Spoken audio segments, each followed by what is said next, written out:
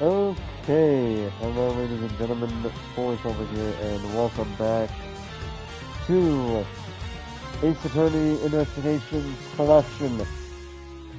Last time, we finished the fourth case of the first game, which I think was really good. I very much enjoyed that case. But now's where the fun begins. We are now at the final case of the first Ace Attorney's Investigations game, which means once we are done here, we will be playing the final game in the OG Ace Attorney Trilogy game, that being Phoenix Wright Ace Attorney Trials and Tribulations. A game that I have heard nothing short of great things about, with me, of course, having a few hiccups here and there. But that's beside the point. Today, we're gonna start with the final case of the game, Turnabout Ablaze. Let's see how we do here. I'm actually gonna go ahead and go to the title selection, so that way we don't mess it up in any way. So, without further ado, let's begin.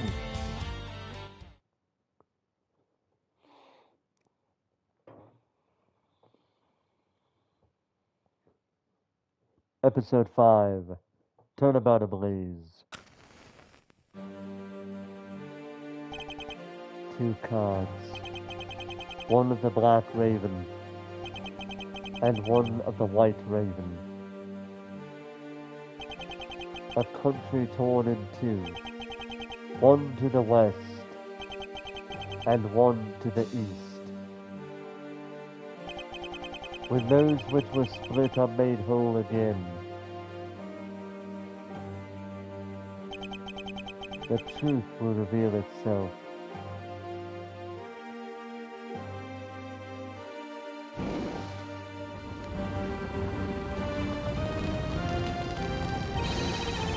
It's Kinatagarasu! Kinatagarasu here!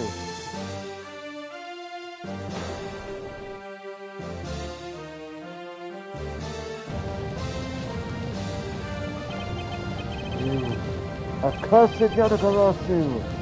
Okay, you 8 hours earlier. March 14th, 10:17 a.m. High Prosecutor's Offices, room 1202. It's so nice, almost dreamlike, to finally have the chance to relax and sip some tea. If only I was actually drinking tea, but whatever. Especially after what a whirlwind the past few days have been.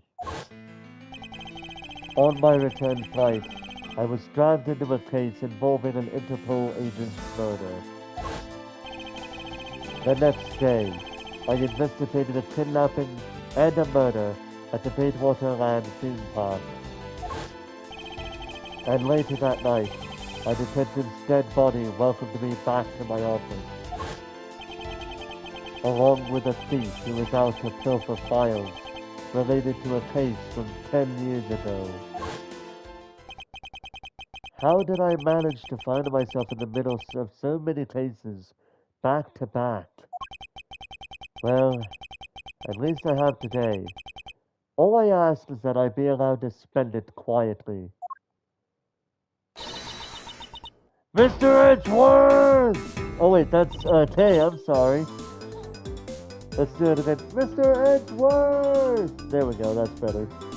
I don't know why I thought that was Scumshoe when I played this case sometime after I finished case number 4. Anyway, enough of that. This is big! Big, I tell you! Hey, what's wrong with you? Where's your enthusiasm? And suddenly the phrase, the fragility of dreams, comes to mind. What are you talking about, fragile dreams? Come on, let's go! The fake Yanagarasu isn't going to just find herself, you know.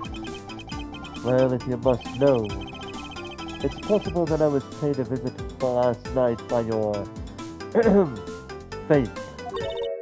Say what?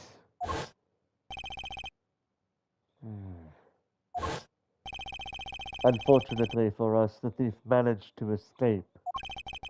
But even now, we're still looking for this criminal. However, I must warn you that we've only had a few hours to search so far. So I must insist that you be patient on this one, Kay. What's with you today? Are you sure you aren't sleep talking to me right now? Anyway, I've got something much more important than I want you to see.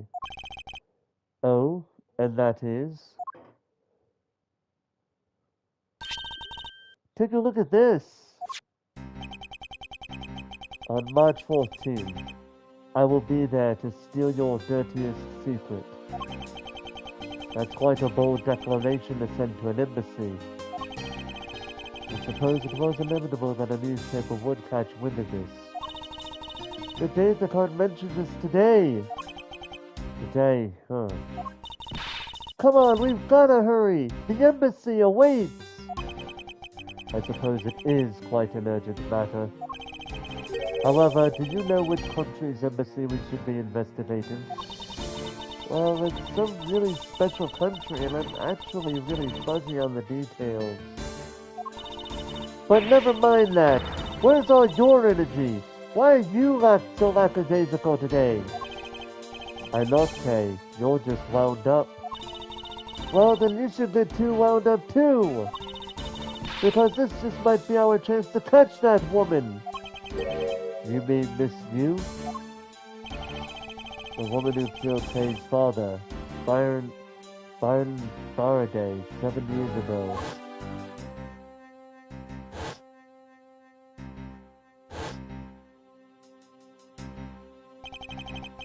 Callisto Yu. She claimed to be the great thief Yatagarasu, and then disappeared from the courtroom. Ah! She makes me so mad! The phony! Everyone knows that the real Yatagarasu would never send something like a calling card until a company's underhanded dealings are made public. The target is always totally unaware that the Yatagarasu has paid them a visit. That's what makes the real Yatagarasu so awesome! The Yatagarasu's card that's shown in this article. It looks to me as though it could be genuine. See, that's the thing. Whoever it is, that person isn't the real deal, but has knowledge of the Yatagarasu. If this isn't a clue that that woman's involved, then nothing is. Oh, she's adjusting her gloves. You know it's on when she does that. Come on, Mr. Edgeworth. Out the door you go. Wait, there are a few preparations I must make before we go. There's something interesting about this card we found last night here in my office. It's of a different color than the one in the article, which makes me wonder why. What's up? Any reason why you're boring a hole through the newspaper with your eyes? No, no reason at all. Very well. Seeing as how Miss Yu is also someone of a special nature to me, I agree there is some merit to be found in investigating this. I knew you'd come around. Let's see how well this goes. March 14th. So what this thing is saying is that it took place 9 days ago. Okay. Yes, I had to go there. Come on. It would have been nice if I knew this game, if I remembered this took place on March 14th, you know? That would have been crazy. But anyway. March 14th, 5 o'clock p.m. Ditrum Neutralis. Neutrali. By the light of this night's glorious moon, we are ready! Ready to embark on our nightly outing. And this is where our tale begins. Hey, Daniel Barry, how you doing tonight? I'm doing pretty good. What a coincidence. Who would have thought that a Steel Samurai stage show would ever be held at such an elegant theater inside a foreign embassy? Yeah! The climax was really awesome! Steel Samurai Sushi Smash! I got chills down my spine when he pulled that move out. I suppose it really is more impactful to watch a show in person than on television. I have to say though, this embassy is set up kind of funny. I mean, they have two countries sharing the same building. Well, as you said yourself, this place and the countries it houses are very special. Even the theater is special in that it is a neutral zone shared by the two countries. So let me get this straight. The Steel Samurai show just now is being sponsored by one of the two countries. The one that's called the Kingdom of Alabast, right? Yes, it would appear that the Steel Samurai is very popular in that country as well. Seems that way. But you know who I'm really into? The German Ninja! The Republic of Babel is sponsoring the German Ninja stage show. That's something for fangirls like me. We've totally got to see that too, Mr. Edgeworth. The German Ninja show is going to kick the Steel Samurai show's rear end. You know, ever since I first met this girl, I've always had this inkling that what she really wants to be is not a thief, but rather a ninja. So anyway, about today's event, what's it called again? The Kingdom of Alabast versus the Republic of Babel Goodwill Jubilee. The small European countries of the Kingdom of Alabast and the Republic of Babel.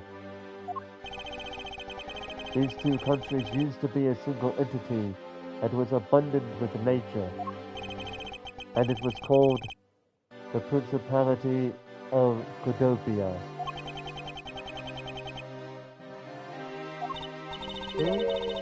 Is everything alright, Mr. Edgeworth? Yes, I'm alright. Moving on.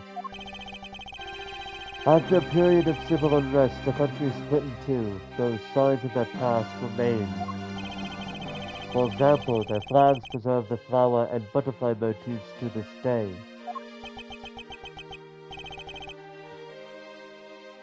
Godopia, huh? The KG-8 incident, and what was referred to as the second KG-8 incident, in which an embassy staff member was murdered. Both of these cases were related to the Principality of Godopia. In the 7 years that have passed, the country may have split into two. However, the Yatagarasu still sent a calling card here. What could it all mean? That's a good question. Mr. Edgeworth, I know you're thinking about something. Oh, excuse me, what were we talking about again? If you could please stop spacing out on me. Anyway, we were talking about the Alabast versus Babal Goodwill Jubilee. The two countries have had a pretty bad relationship with each other. But supposedly they've been trying really hard to make up recently. That's why they decided to hold this event. If that's the case, then why the verses? Also, both countries claim to own the real Kumado's statue, a national treasure to both. They're planning to have them publicly evaluated today to see which one's the real deal. Hey, need I remind you to take care and not succumb to your thieving desires? Well, when it comes to treasure, I can't help myself. You know that. You'd better be saying that in jest. Hey!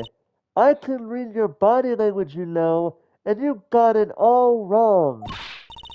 Look, I'm here to do some investigating. Investigating, I tell you! I know. And although we don't know if the Yatagarasu will really make an appearance, but we should still spend some time examining this place.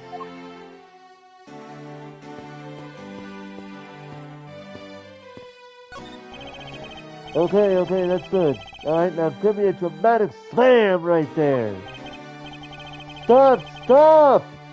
Hey, do you mind? Get out of the way, buddy. Okay, once more. In 3, 2, 1, action! Okay, was that my fault just now? Well, he's obviously working. I guess we should just leave him alone. We should leave him alone. The national flag of the Republic of Babal is on display here. The crest on it features a butterfly. It's really rare to see a national flag featuring an animal on it. Not really. I can list at least a few off for you that do. Okay then, are there any flags with really cheap things on them? Cheap things? That's pretty vague, Kay. Although by my definition, there aren't really any flags that feature a cheap object. Oh, that's too sad. Because if there was, I was thinking about stealing it. And what exactly would you do with a stolen national flag, Kay? Hang it up in a room, but put it away when somebody tries to stop by, I guess? Is that something I can help you with? I was wondering what is beyond these doors. The Babalese embassy is just beyond these doors, sir. Do you have some business with the embassy? Do you require immediate access? No, that's quite alright. Are you sure, sir? Anyone and everyone is always welcome in the Republic of Ablaze.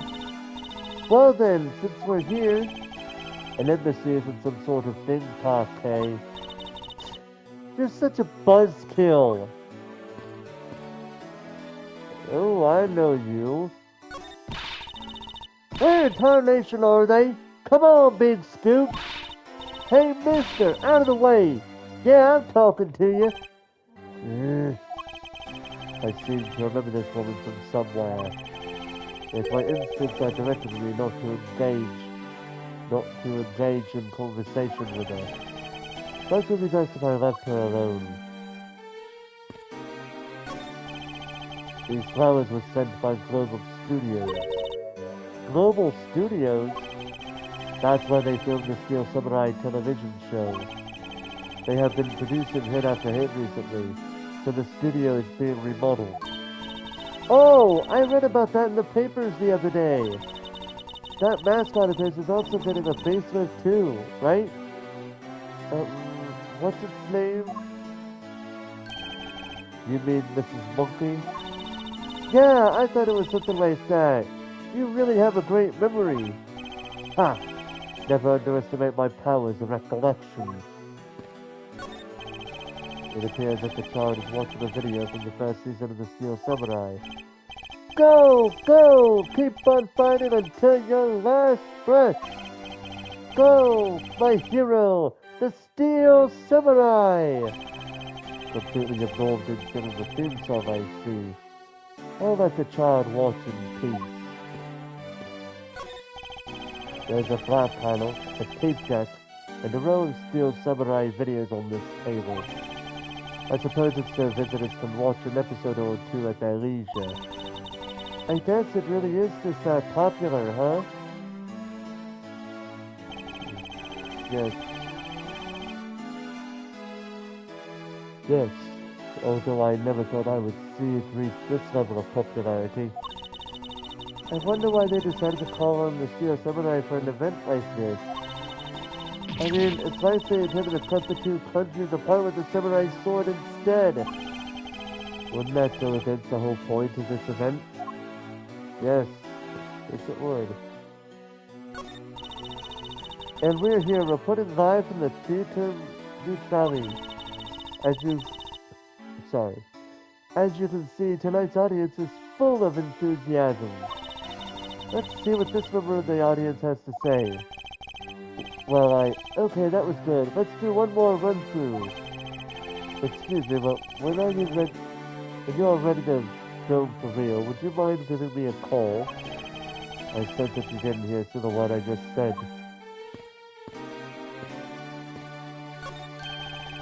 This is the perfect angle.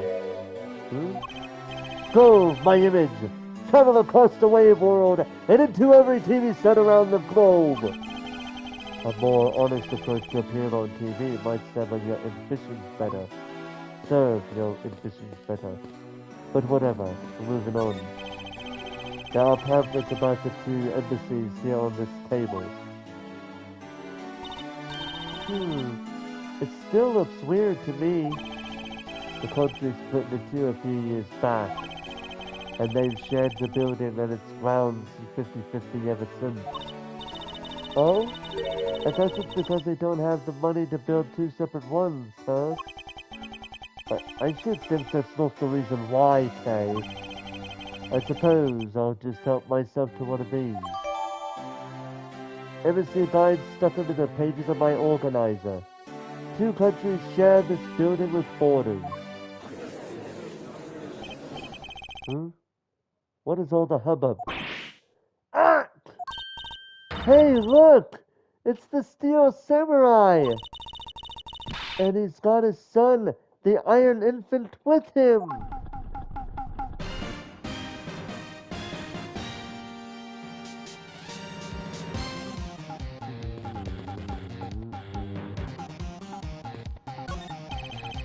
May I speak with you for a second? The Steel Samurai.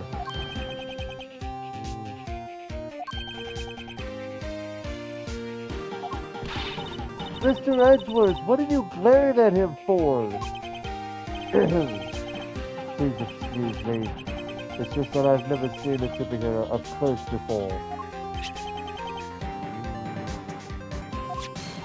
It looks like he's written something down for you. You Edgeworth from Steel Samurai Daddy, married man of near old Tokyo. Wow, an autograph! Pretty cool that you got one, huh, Mr. Edgeworth?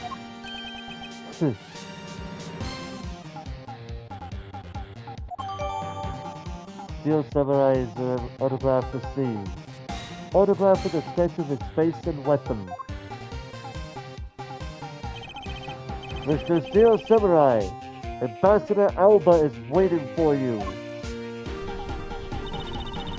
And now the Steel Samurai will proceed to enter the kingdom of Alabas to shake the hand of the ambassador. The Steel Samurai is the only one building of it, but rather it is out of goodwill, ambassador.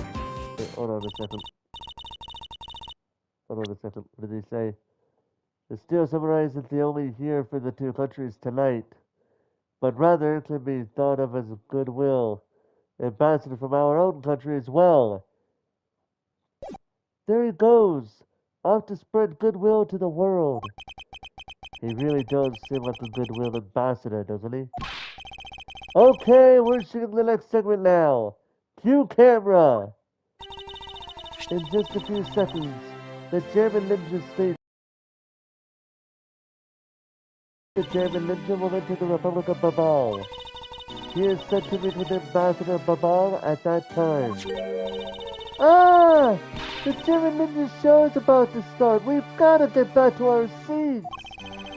Regrettably, I don't have much of an interest in ninjas. Well, this show will change your mind. Come on, we have to hurry. If we miss even a second of the German ninja's awesome plan, I'll never forgive you.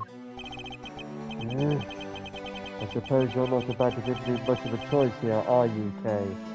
No, she is not.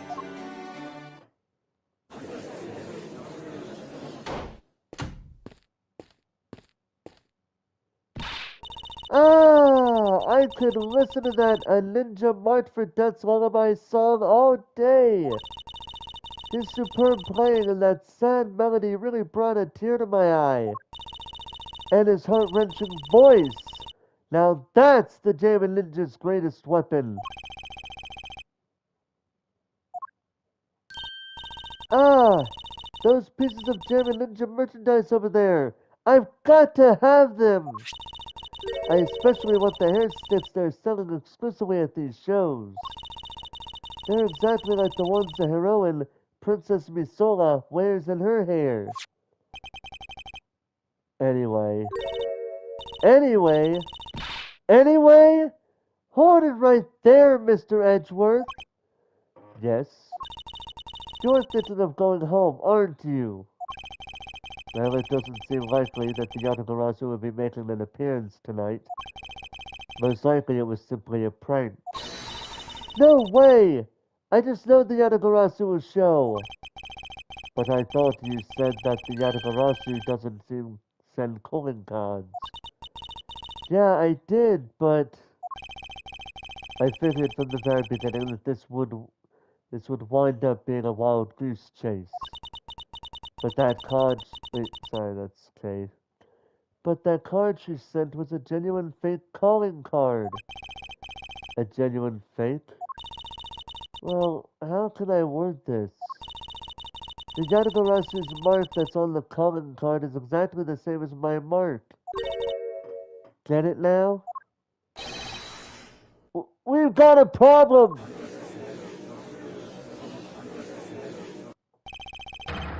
The Yatagarasu's been spotted in Alabas! What? You hear that, Mr. Edgeworth? Ha! So you finally decided to show yourself, you phony. Hey, what gives? I'm sorry, but I will need to search you before you enter. What the? Hey! The Steel Samurai just waltzed straight on through without one. Now if you don't hurry up and let me through, my phony is going to escape. Okay, a country's embassy is considered to be a part of the country itself. If you don't go through the proper procedures to enter the country... Mr. Edgeworth! I'm going to enter through Babal and climb over the wall into Alabas! Hold it! You would tell a prosecutor straight out that you intend to illegally enter another... Okay, are you listening to me? Hey, Faraday, and I'm coming through! Yes, and welcome! Someone stop her! Anyone! Probably not surprising to be saying right now, but okay then. What the hell is this sound? This really loud sound that would probably fit ASMR if it wasn't so loud. March 14th, 6:12 p.m., open air stage.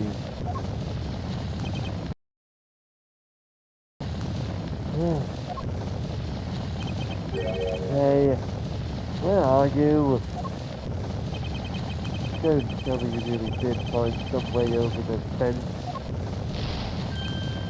Ah! Fire!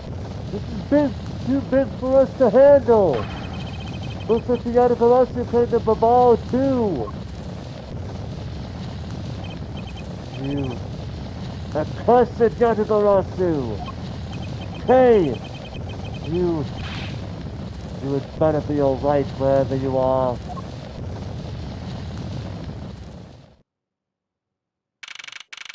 March 14th, 6:45 p.m. Babali's Embassy Secretariat's office. Well, I already see something's wrong here. First off, we have a dead body on the bottom left side of the screen. And we have Kay in what looks to be in a chokehold by way of Shihla. And Gumshoe is not happy about it at all. And we also got some very burnt stuff on the floor too. I told you, it wasn't me! Hold it!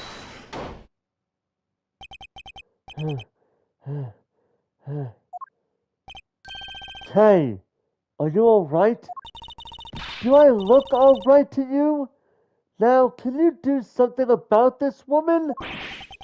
Mr. Edgeworth. Detective Gumshoe. What is the meaning of this? Well, sir, it's, this. He's... It wasn't me! He was already dead when I ran in here, hot on the heels of the fake Yadavarasu. Look, I only came in here because I saw a suspicious person at the open air stage. A suspicious person? A long black coat and a hood over their head. I dare you to tell me that's not suspicious. When I saw that person, I immediately thought that they must be the fake Yadavarasu. So I chased after them into the embassy, then into here, and then lost sight of them. But I just know that person is the one who did it. What are you so worked up over? There is no reason for you to be this loud. Correct me if I'm wrong, but you're Agent Lang's secretary. Shihna, I believe your name is, correct?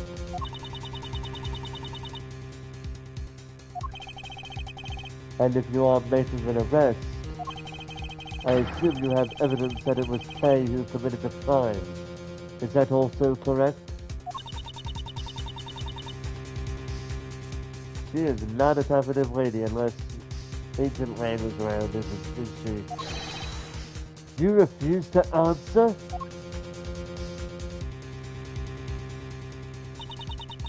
I don't need to answer.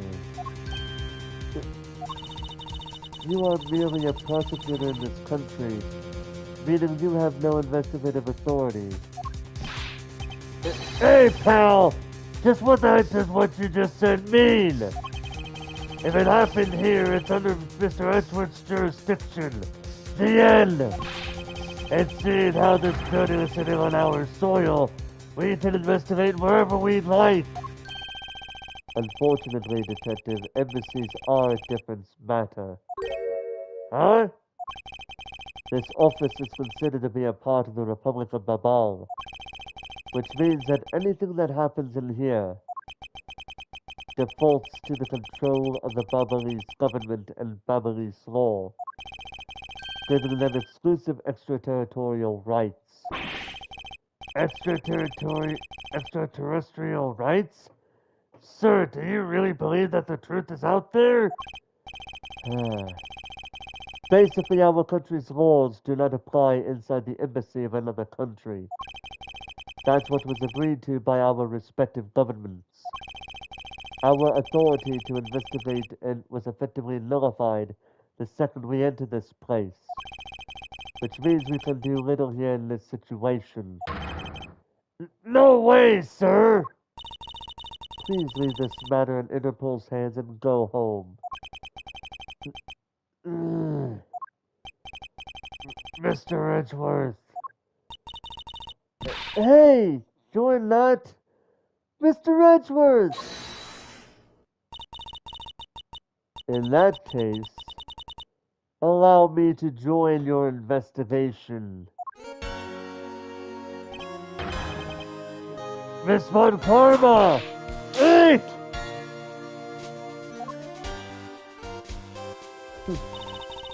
Ambassador Paleno, I truly appreciate you allowing me to join the investigation.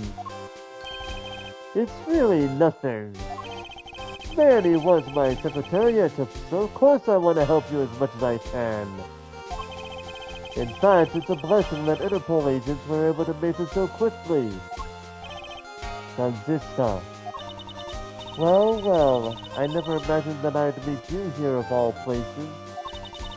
This is an embassy, meaning that you have no authority to conduct... Hold it! Already? What is it? Ambassador Paleno. And you are? I'm Miles Edgeworth, public prosecutor. I ask that you please allow me to investigate this case as Miss Von Karma's assistant. Assistant? Miles? What the heck do you think you're... Please, I implore you, Ambassador Paleno. Very well, I'll be counting on the two of you, Miss Von Karma and Mr. Edgeworth. What did you mean by you'll be Miss Von Karma's assistant? I don't exactly have a choice, do I, Detective? If I don't become Francisco's assistant, I can't participate in this investigation. There you go again, running at the mouth with that aloof expression on your face. Francisca, please. I don't know what you are planning quite yet. But at least I do know one thing.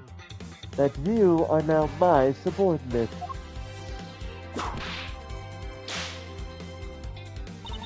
Just remember that my whip is always ready to wake you, should you have a brain lapse. Of course, I'll keep that in mind. If you are done playing games... Right, let's begin the investigation. Begin investigation. Babylese Embassy, Secretariat's office. By the way, Detective, I suppose it's a bit late to be asking, but why are you here? Well, better late than never, I guess, sir. I was placed on guard duty for the Babylese Embassy today. And why are our police guarding an embassy? Well, on account of the card they got from the Gabdagarasu, they called us up and asked for our help, sir. Oh, and because we've been searching for the Yatagarasu these past 7 years. It was a more or less mutually beneficial arrangement, if you ask me. Except for how mutually unbeneficial this has all turned out to be, I hope. I suppose, I mean. It looks like you failed to competently perform your guard duty yet again.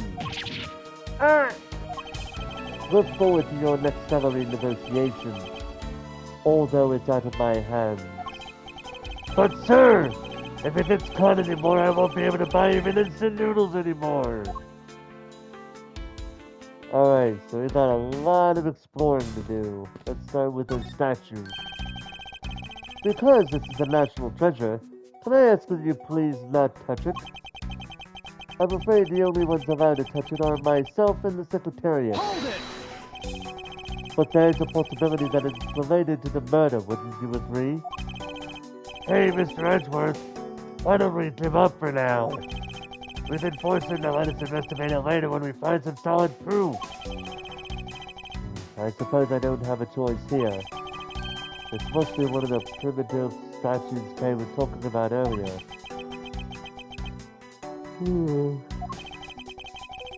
Is it this weird that this man look like the Steel Samurai? They could be twins. Babo's primitive statue data jotted down in my organizer. Both countries claim to own real ones. National treasure. Only AB and Secretariat can touch.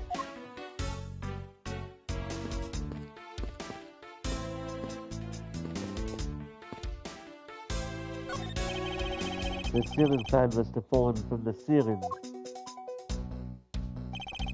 A ceiling fan? What does one of those do? Exactly what it sounds like it does. It's a fan that is installed on one ceiling. Well, if I had one of those in my room, I bet I'd go dizzy from staring at it as I slept. Detective Gumshoe. In the real world, we close our eyes when we sleep.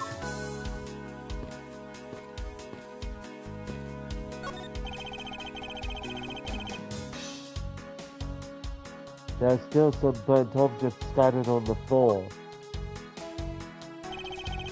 Well, burnt things get burnt and then they become burnt things, you know. No, because there's no way to prove that the burnt thing started out as a burnt thing. Was it a burnt thing or was it not? I have no idea what's what anymore, sir. Yes, I suppose it's a bit hard for someone with a burnt out light bulb to comprehend.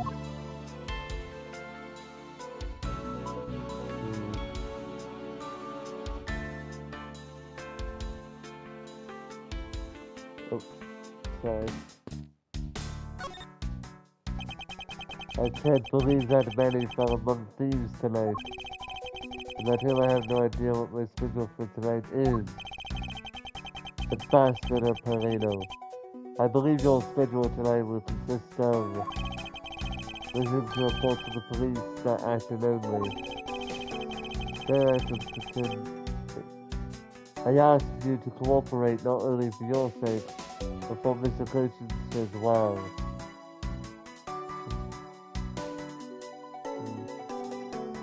I ask us to cooperate not only for your own sake, but Mr. Cochran's as well.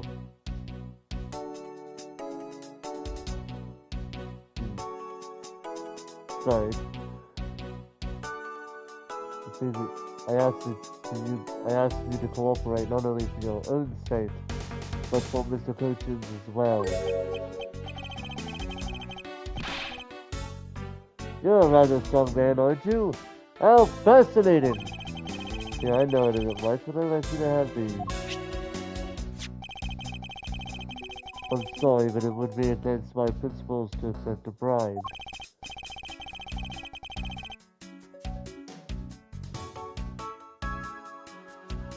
Oh no. These are simply coupons we distribute to promote Babal. Remember when we offer a large sum of money for the discounts and offers when you visited lovely Babal? I remember. The Republic of Babel is known for serious township tourist industry.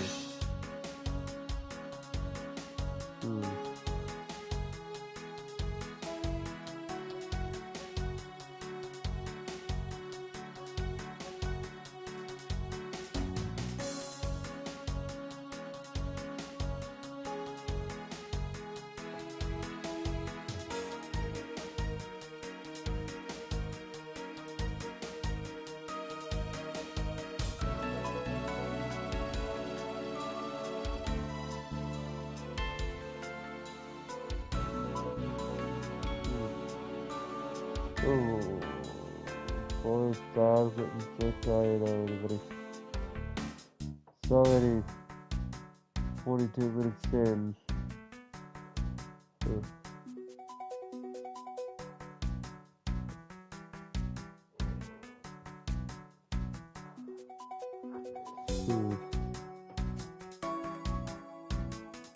Alright, so go ahead and read now that I'm kind of. Actually, let me go ahead and get something to drink. I'll be right back.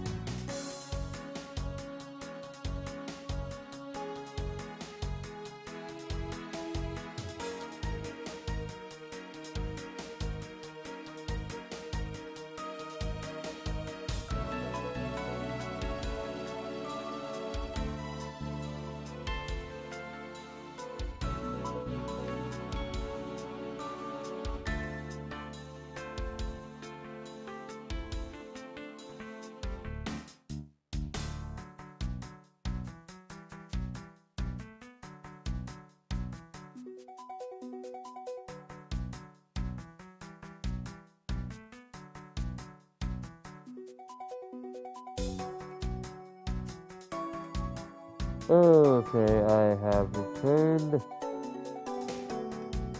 Excuse me.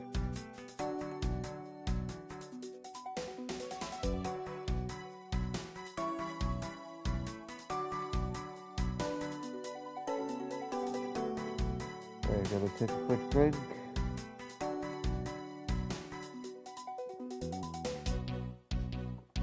Alright, let's see what this man has to say about Manny coaching.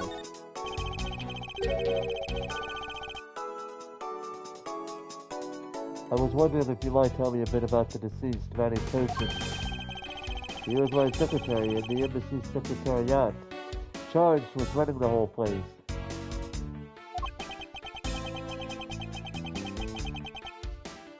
He was an admirable man. His death is a great loss to our country. He was in charge of everything. Accounting, printing, taking care of our national treasures. Did you say printing? Our country's primary source of revenue is our tourism industry. So, in order for us to print the necessary pamphlets, flyers, coupons, etc., we have a printing press here at our embassy. I see. Please excuse my forwardness, however. I feel I should mention that I have the distinct impression that I've met him before.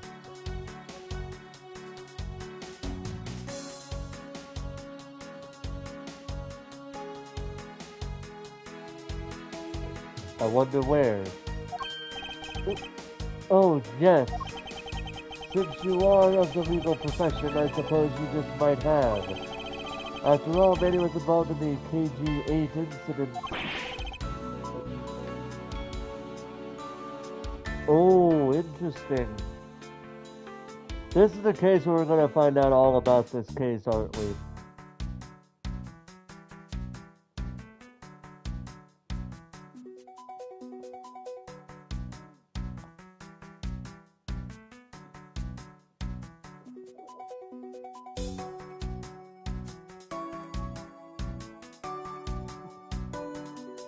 The KG-8 incident? The defendant who was found innocent in that case was Manny. So your Mr. Cochin is the same man as the one in that case. It's been 10 years. Manny recovered personally from that case and dove enthusiastically into this job. He was the one who planned this event and was to oversee this embassy's renovation. It really is a shame. He had such a bright future ahead of him. Why is this man acting so nervous all of a sudden? Renovations.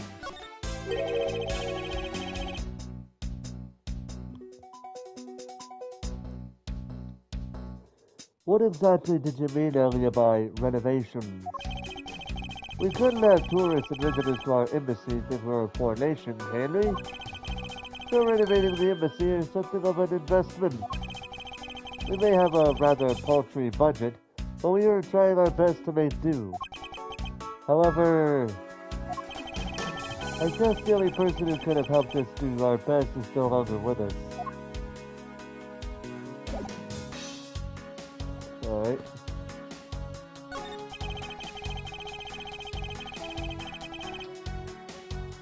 It looks like this was once a magnificent grandfather clock, but it has fallen victim to the fire. Hey, Mr. Edward!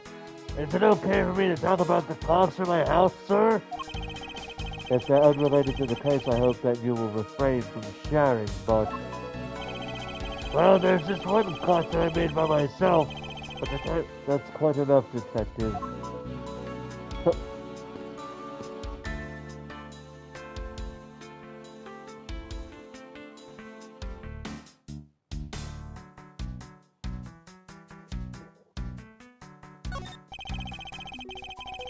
These shows are lined with American souvenirs and memorabilia.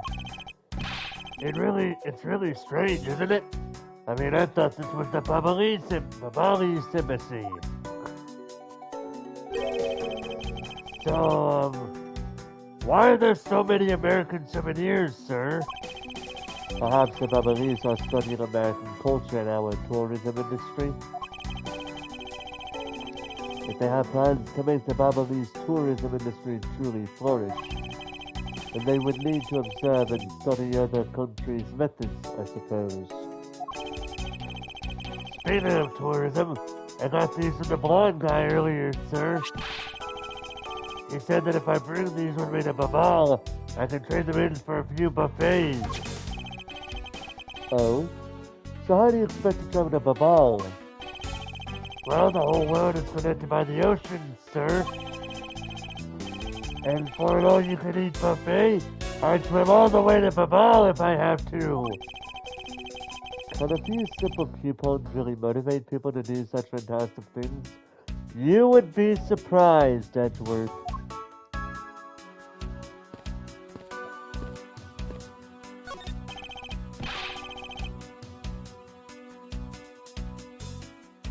Mr. Edgeworth, there's still something on this display rack, sir.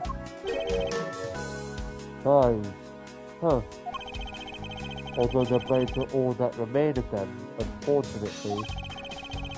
I guess the handles got all burnt out by the fire. Ah, so even the knives drove it into the fire. Ambassador Polino, are these knives yours? Why, yes, they are. They are a special set of ornament knives featuring the national symbol of Babal. These butterfly-themed knives, along with Alaba's own set of knives, are comprised of 3 knives each. But I can't believe that Ablaze once have been reduced to this state.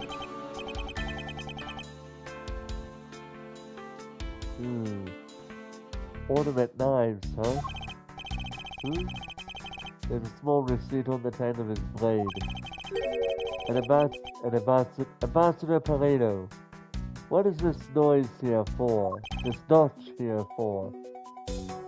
Oh, that? It's a feature of these knives where you can freely exchange the handles on them. So that way you can change how they look to fit the situation, of course. I see. So these knives are constructed so that the handles could be easily removed.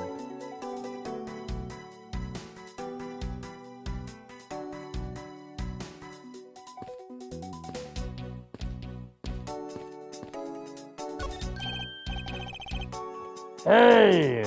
It's another butterfly! I believe this is the symbol of the Republic of Babal. Butterfly Babal, national syndrome that adorns the national flag. Alabas flower is checking its counterpart.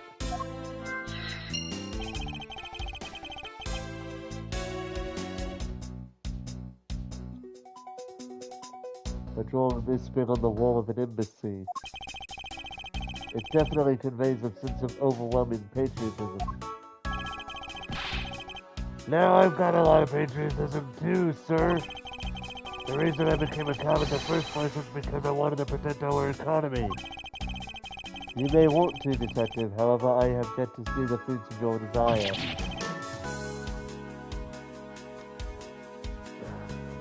Hold on a second.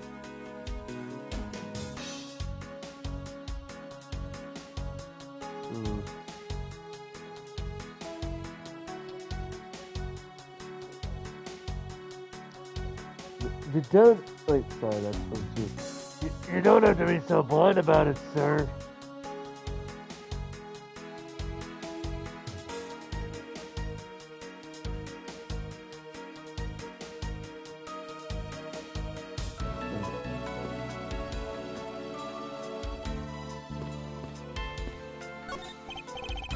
Okay, are you alright?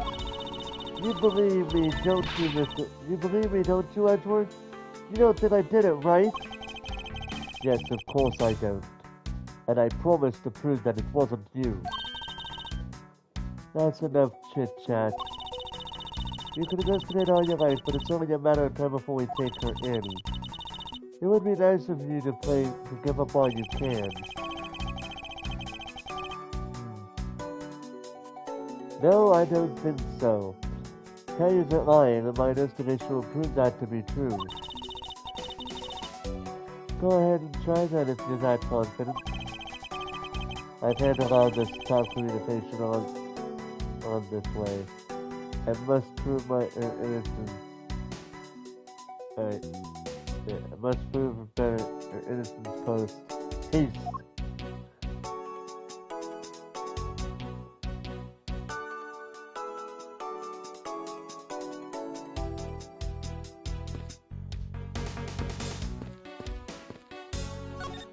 Let's see.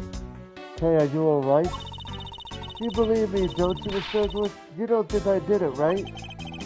Yes, of course I don't. And I promise to prove that it wasn't you. That's enough chit-chat, child.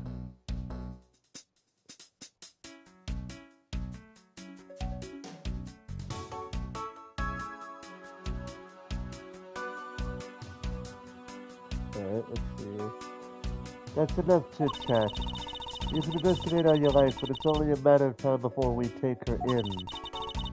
Well, it would be wise of you to give up all you can. No, I don't think so. Kay isn't lying, and my investigation will prove that proof that to be true.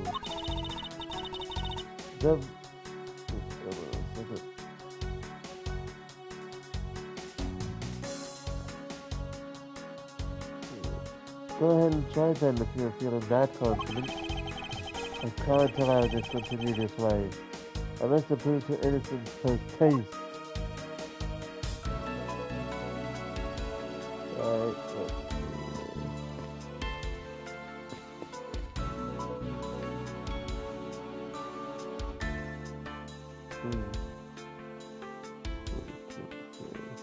let's see here.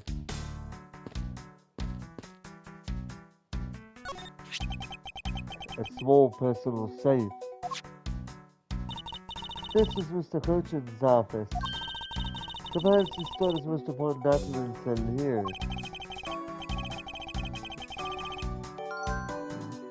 See here. Oh, we got a puzzle piece. Of course it's lost. Let's see here. Stored his most important documents in here. Of course. Here, open it without key. Of course, it's the road stool.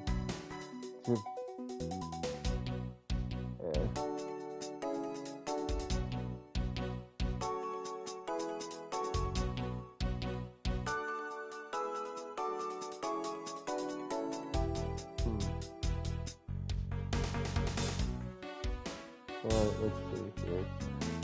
Of course it's locked. It appears we won't be able to open it without the key. Key. A Secretariat's office safe. It can't be opened without the key.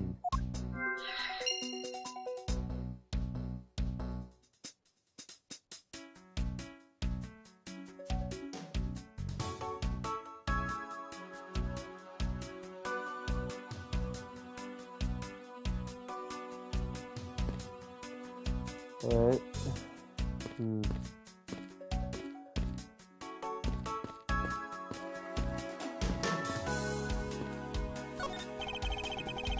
Sorry, but Interpol is still conducting this investigation upon this point. I'm sure it's subordinate Miss Von Parma. Is there a reason why I can... Negative talk...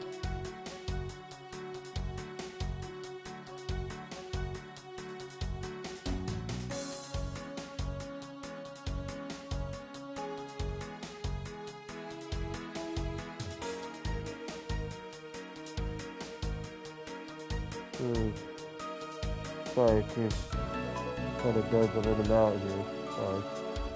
I'm a subordinate of this one karma. Is there some reason why I'm not being denied access? As very clearly stated, don't you dare let anyone near that site. You got it?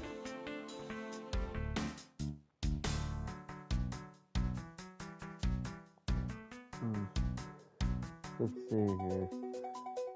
My superior clearly stated, don't you dare let me near the site. You got it? If I let you examine the site, my superior would get really angry at me. You know, Mr. Edwards.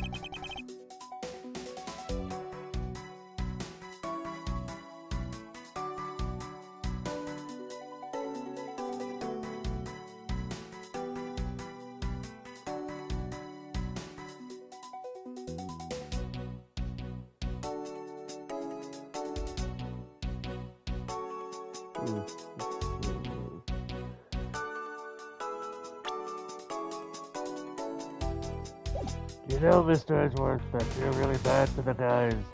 So why don't we do as he says? Yes, I suppose we might as well.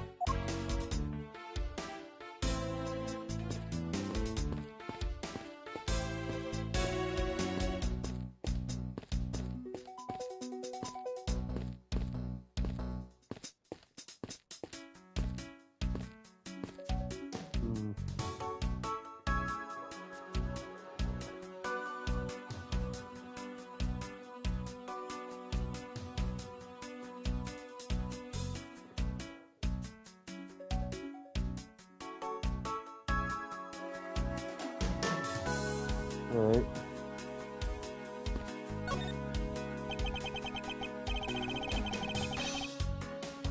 So our victim was the second defendant of this industry, I take it? Manny Coaching. I heard that name. He was an admirable person. Very admirable. The cause of death was so stabbed in the base of his neck. His lance cover in watching the,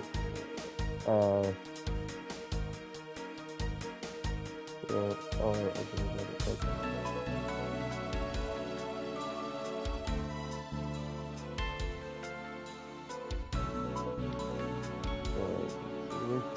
The cause of death is stabbed in the back of his neck. He was late and waited watching his back.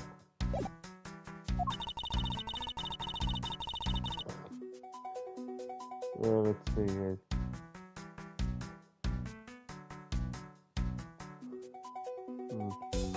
Alright, there's that. Next one. Let's see here. Shoot, I was just trying to start with the person. I think we wanted to have a road again.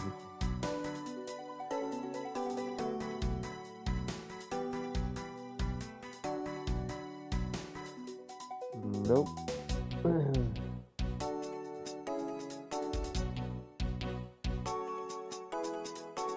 Alright, there you go.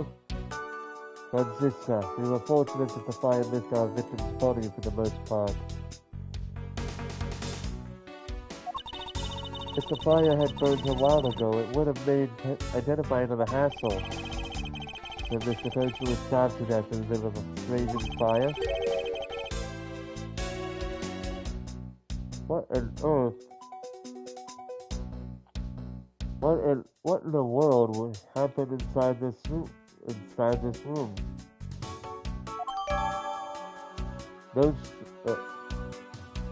Notes on Colquitt's body noted down in my organizer. Notes on Coach's body. Cause of death, single ash 2. Victim of neck. The body wasn't. Badly burned by the fire. I won't rest until I've inspected every suspicious looking nook and cranny.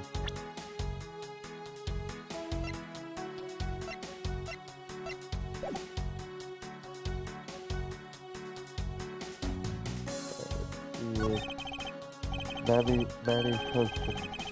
I've seen him before. He was the suspect in the KG8 incident. And I saw him talking with the elder sister of the victim of that case, Miss Callista Yu.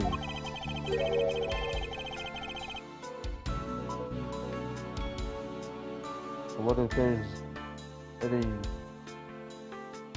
going on issues there. I wonder if there's a connection between his murderer and the KG8 incident.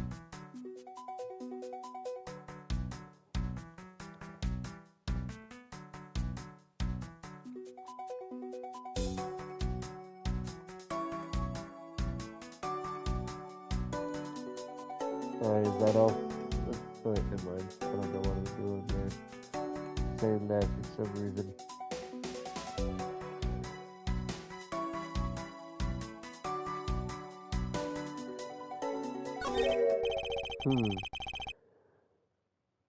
There appears to be something in his pockets.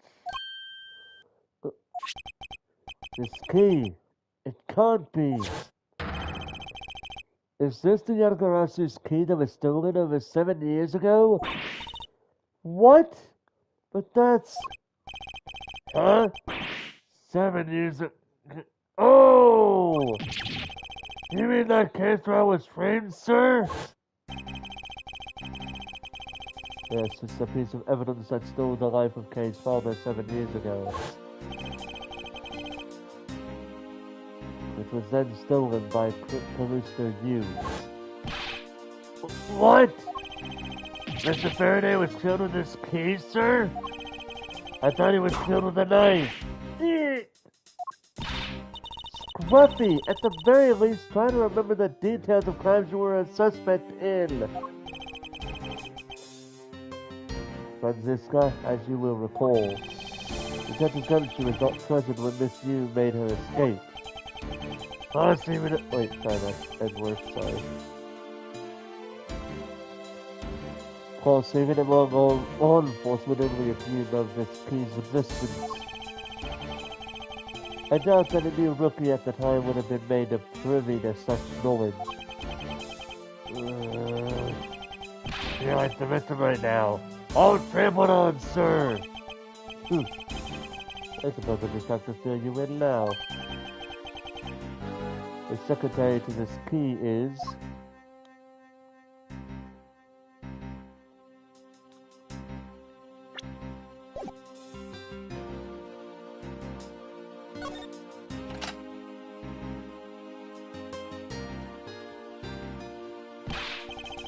Ooh! Wow, that's amazing, sir! It's like some kind of magic trick!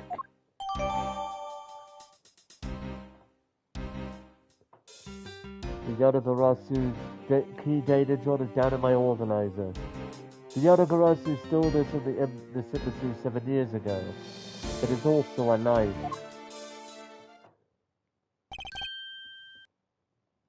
I knew it! This is the same exact piece of evidence that Miss Yu took with her. I remember this beautiful pattern in the blade. I remember this as well. It's a vine motif, isn't it? Yes, it looks like two interwoven vines, crisscrossing down the blade.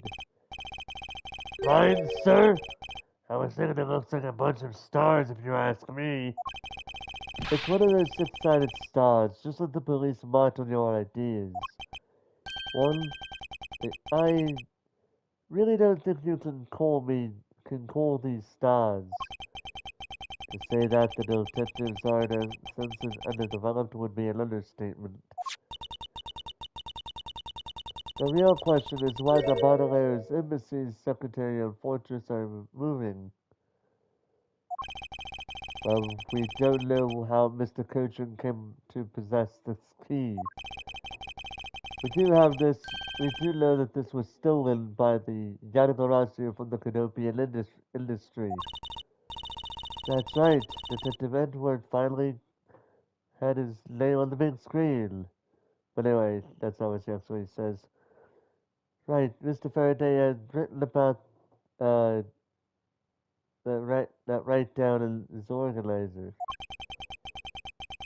I believe this means that further research is required in the country of Codopia. Why don't you ask Ambassador Paleno about what he knows? Supposedly he was a candidate to be the next Codopian ambassador once long ago. He should be able to answer any specific questions. 100 here, 200 here. But anyway, sorry. He should be able to answer any specific questions you may have.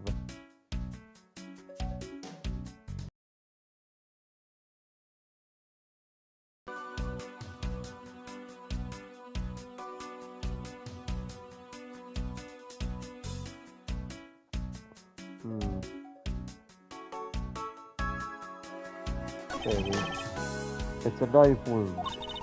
It's obvious what he was killed with, but I wonder if it's consistent with the wound. Indeed.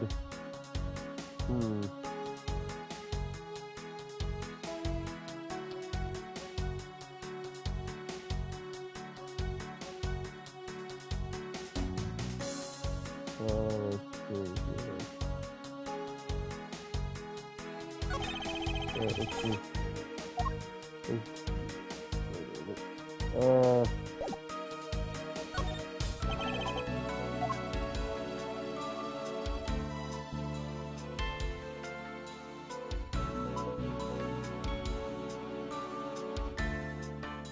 What's this guy here?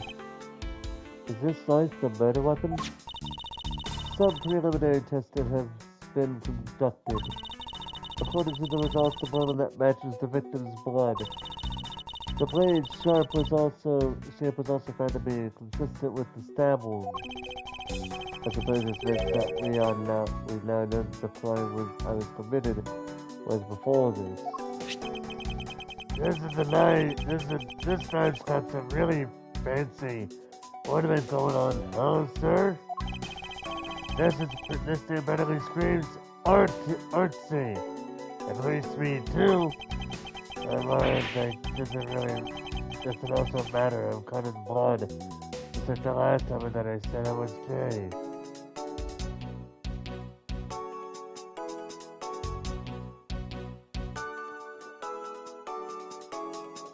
Sorry.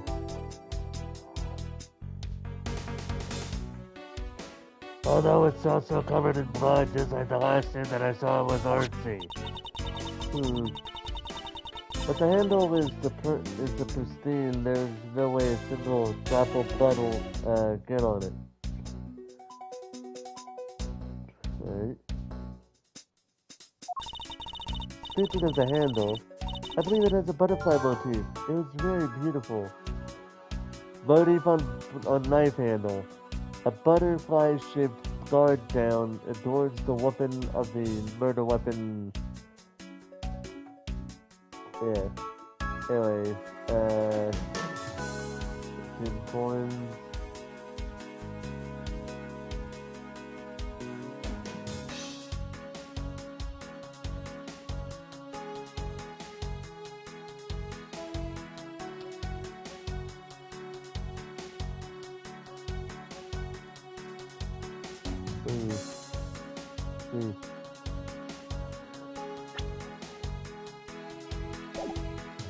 Speaking of the handle, I believe it has a butterfly motif. It's very beautiful. Motif on knife handle. A butterfly-shaped guard adorns the handle of the murder weapon. I've got it down in my organizer. Knife. Covered in victim's blood. The blood matched the wound. But butterflies the motif sent not the note. Note. Yeah, their email address and whatnot. Yeah. Knife stage noted down in my organizer. Covered in victim's blood. The black motifs surround the world. Butterfly motif is noteworthy. By a knife tooth.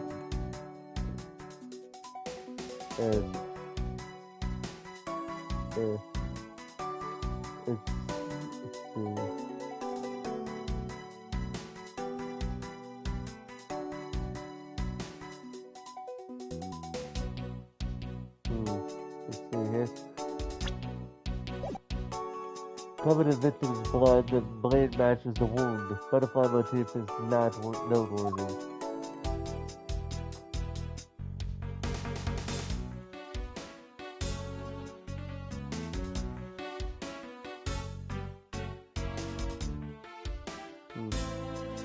That's where the fun begins, because I'm starting to get tired.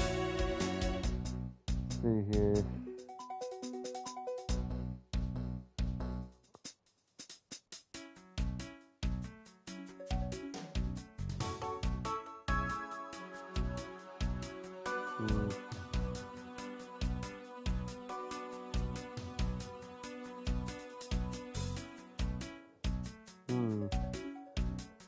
Let's see here.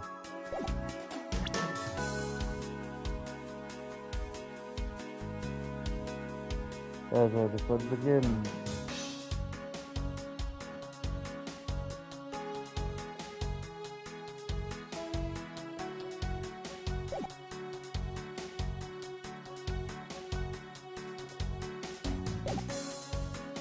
Okay, so that's done there.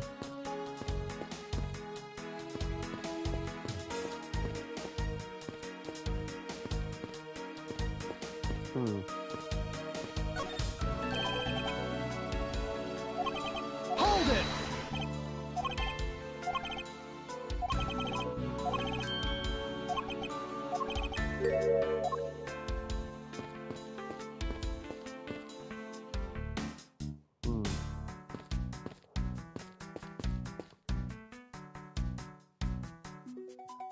Wow.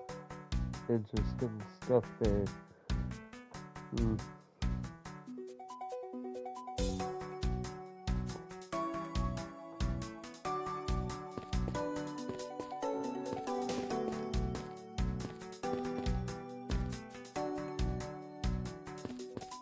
Wait a minute. Or do we ever, let's see, Canopia. Ambassador Peleno. I was wondering if I may ask you about Canopia. Canopia? Alright, what would you like to talk about? First, I'd like to ask you about this key. What about this key? I found it sticking out of Mr. Turchin's pocket. I believe it originally belonged to this country. Is that correct? Don't offend the course your inspection. It is that the nice guy is here to reply.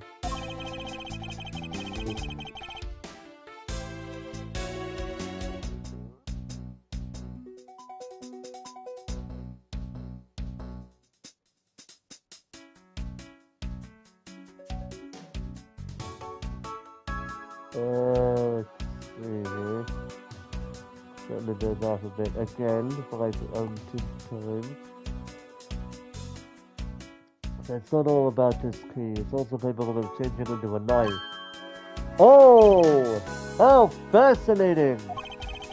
So is it possible that the ambassador didn't know about the existence of this key? It's almost in my day form if there's a fire knife at the base of its blade.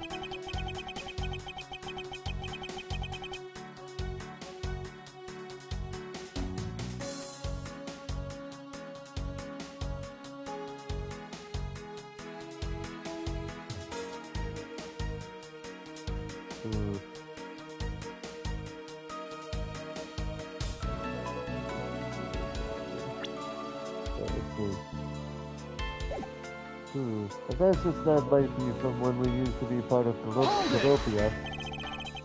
And how did you come to that conclusion? It's been the Canopian's natural symbols, the butterfly and the platter. I suppose mainly used this key at the time when we needed... sorry. Yeah, but back when we were still in... Yeah, okay.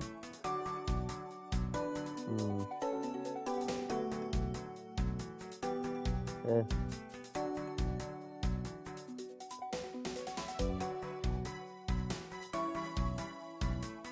Let's see.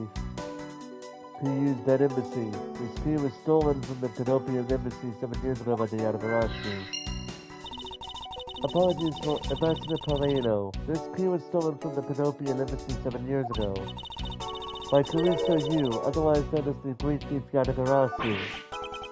Oh, really? You were not aware that Miss Yu had broken into this embassy at one time?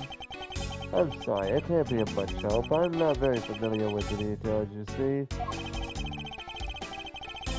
Only because the ambassador, after Ablaze suspected his own company, I guess you would call it, became the ambassador, and or the Ablaze became its own independent fire nation.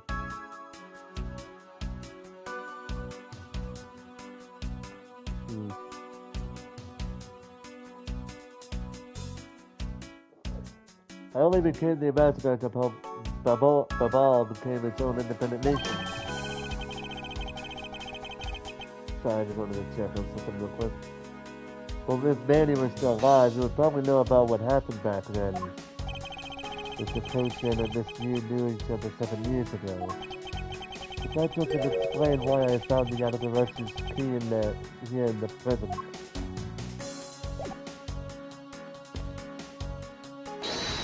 Let's see something here.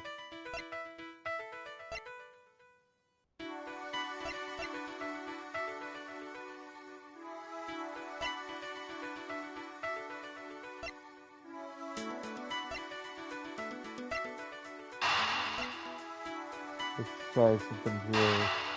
Let's see how this is good about it. Yes! The design of the knife's handle. It greatly resembles the special Babalese species of butterfly. It does, doesn't it? Plus it says right here.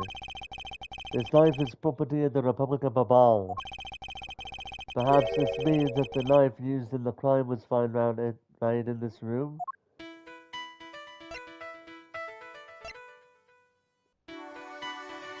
I'm gonna be surprised if this is the right one. Let's try it out, but it probably isn't. Oh wow, it is! Cool. We know for a fact that the Yanagaroshu. Furthermore, we found it in the victim Mr. Kochin's pocket. Which leads me to think that perhaps it is the key to the personal safe in his office. Good thinking, sir. Let's go try it out. It appears I was correct. The key that was left to us in the victim's pocket. It literally turned out to be the key to the next piece of the truth. What do we have here? Hey! There's nothing inside! Do you think the Yanagaroshu made up with everything, sir? No, Detective, I believe all we need is a closer look. I won't rest until I've inspected every suspicious-looking nook and cranny. What is with this paper on the bottom there,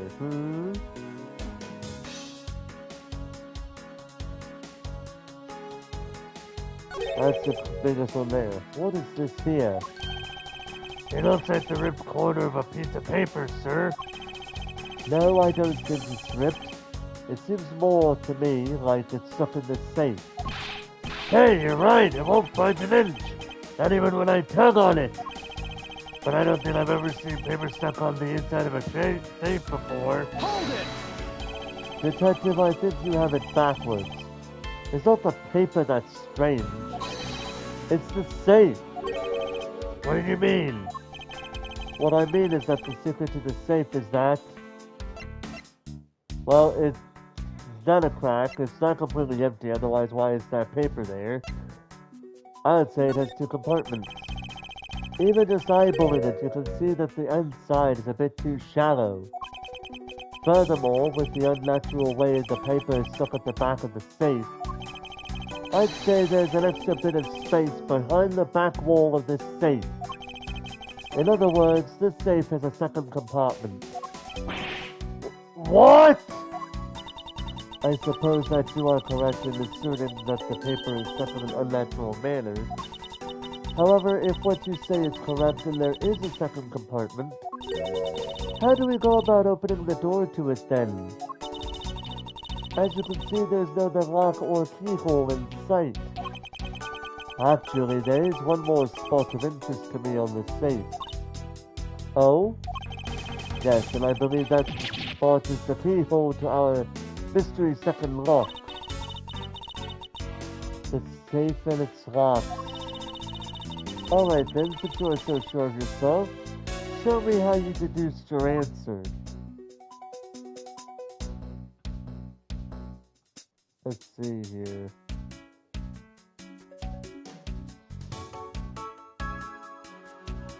My guess is... Let's see here.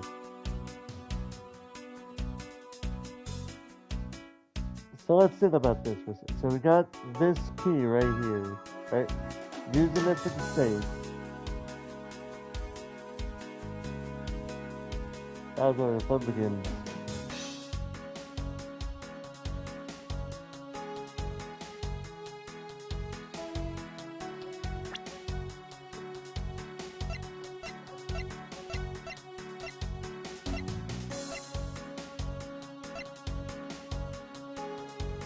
Hmm.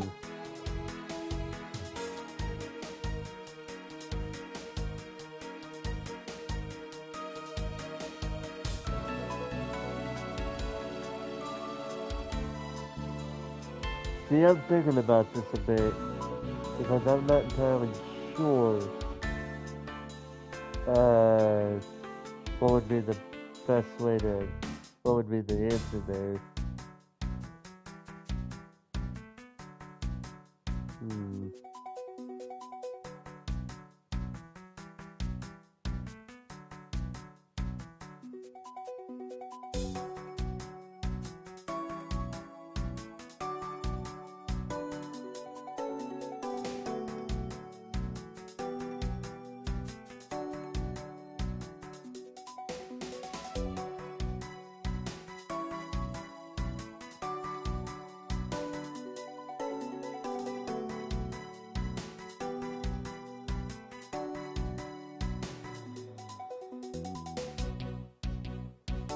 Here's where the fun begins, because I'm trying to think about what.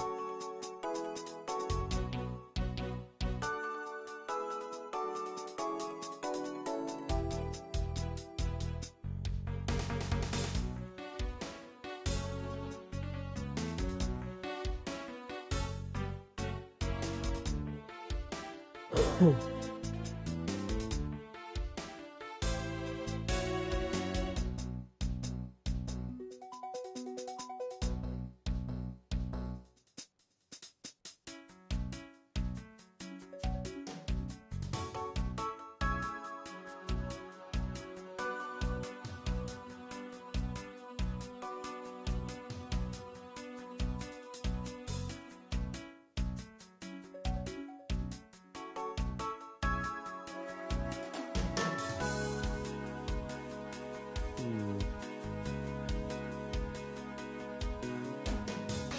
That hole on the inside, that hole on here is a bit suspicious because look, you look at these two holes, they're clearly coming from these two holes right here. But where does this come from?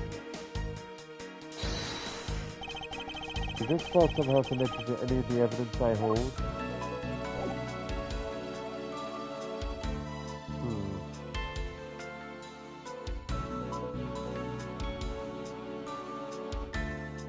If there is,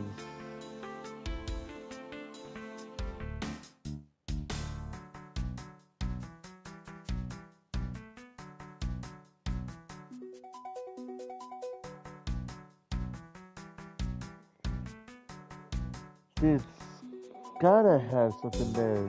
I want to try the key again on this one.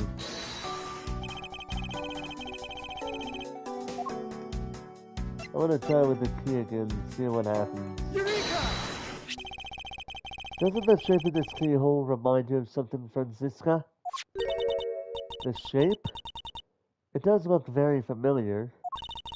However, I believe it's simply a latch hole for the safe's lock mechanism. It's just for keeping the door shut, nothing more. Hold it! Is that so? The person who used this safe. Mr. Cochin made sure this safe had two compartments in order to hide something. Do you honestly think someone like that would allow the keyhole to the hidden half to look so obviously like a keyhole that even the average person could figure it out? You can't be serious. Are you saying that this hole is the keyhole to the hidden compartment of this safe? That's precisely.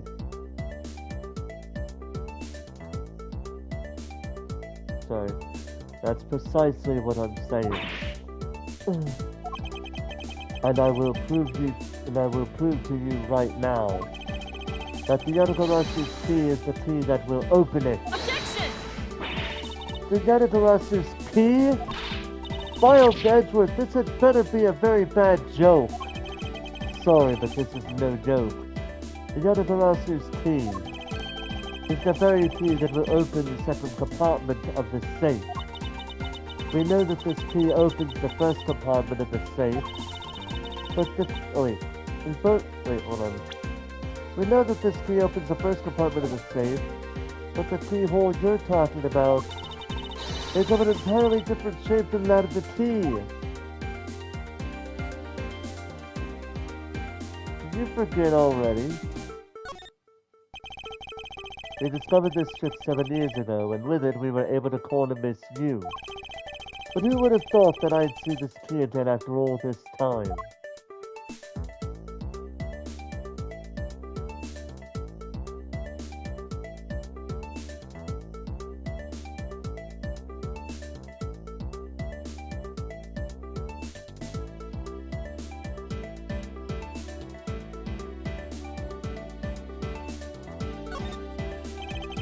Let's go over this again, shall we? The Yadabarasi's key was originally made to open Mr. Koshin's safe in the Kudopian embassy.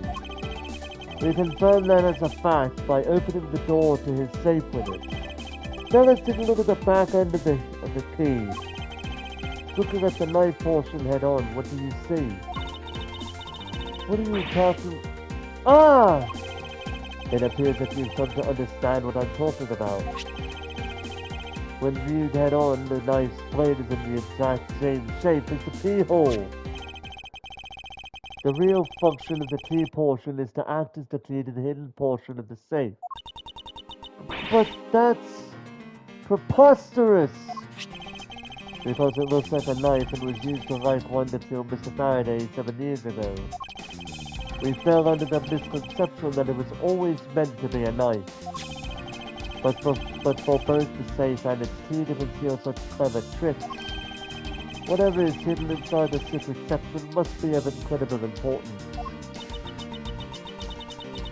Then it's even possible that what I've been searching for is inside. Fluffy! Hurry up and open that safe! Yes, sir! Opening it now, sir! These items, they're... It's a bunch of funny-shaped things. And that's it. You're in the way. Now move, Scruffy. Now to finish what Bumsy was saying. It's a bunch of funny-shaped things, and that's their piece of art, huh, sir? I didn't think I was in the way. These pieces of art, they're identical to the ones that have been stolen from various countries around the world. I figured as much. These are the treasures this section of the safe was to hide from view. I believe a more thorough examination is required. These are pieces of stolen art from around the world. I wonder how much you're worth, especially this one. Scruffy! Don't touch this valuable piece of art with your filthy hands! Why, do you have any idea what would happen if one of them were to break? Is it just me, or did she just hit one of those pieces of art just now? So about that, now it's this piece of paper, or papers. This is the document that we thought was struck earlier. I wonder what it's about. Beats me, sir! Why don't we have a look at it first before we give up, Detective? Mr. Coach's name is written here on the last page. I wonder what the significance of this document is.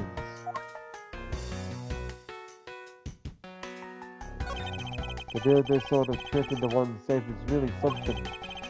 Yeah, it's really how the safe is 2 compartments.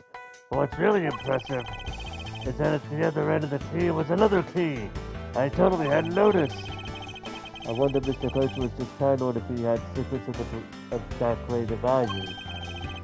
Feeling paranoid, I once sharpened both ends of my pencil. But then when I went to erase something, I got all paranoid that I was going to stab myself. Please refrain from dispensing your special brand of unrelated stories while on duty. Yes, sir.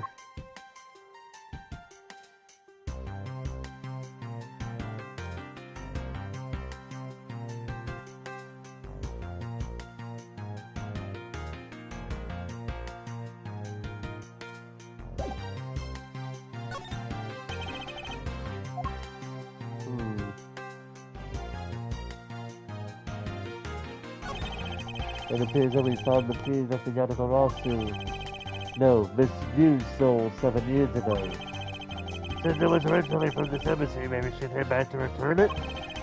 I don't think she's the type to be so kind as to do such a thing, Detective. What do you think, sir? At least are you. For what reason did you steal the key?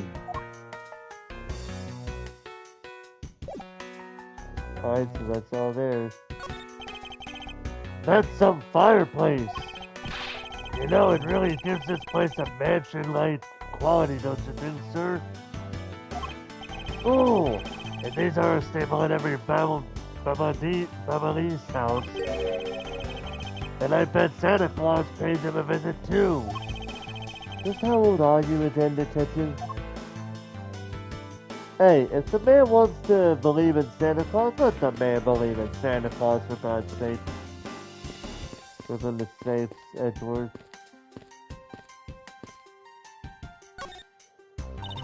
Miles Edgeworth. What is it? Let me tell you something.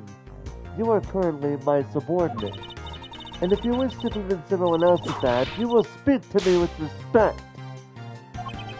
What's with the pretty glint in her eye? I don't think that will really be necessary, Francisca. Oh, really? Well, it doesn't matter. It doesn't change the fact that you are still under me.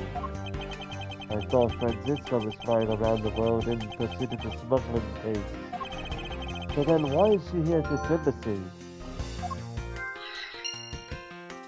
The murder. I was investigating at the Alabastian embassy when I got wind of this mess. Ah, that's right. The Yatagarasu is due to appear at that embassy as well. Yes, but the difference is that we didn't have a fire over there. Although there was an incident at the Alabastian embassy as well. But I left Agent Lang in charge of that case and came over to the Babalese embassy. Ah, so Agent Lang is here as well, huh? I see you've met.